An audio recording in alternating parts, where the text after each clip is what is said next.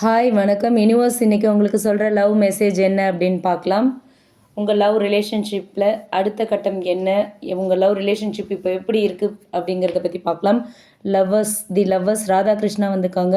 ராதாவும் கிருஷ்ணரும் ஒன்றா இருக்கிற மாதிரியான ஒரு கார்டு வந்திருக்கு. ஸோ இந்த ரிலேஷன்ஷிப் ஒரு புனிதமான ஒரு ரிலேஷன்ஷிப் அப்படின்னு தெரியுது. நீங்களும் உங்கள் பர்சனும் ஒருத்தருக்கு ஒருத்தர் ஒரு ஆன்மீக ரீதியாகவும் உணர்ச்சி ரீதியாகவும் ஒன்றா இருக்கீங்க, ஒன்றிணைந்திருக்கீங்க அப்படிங்கிறது தெரியுது.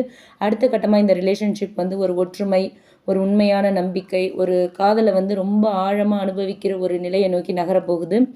ராதாகிருஷ்ணன் போல் நீங்களும் உங்கள் காதலரும் வந்து உங்கள் காதலில் ஒரு இனிமையையும் ஒரு பிணைப்பையும் ஃபீல் பண்ணுவீங்க.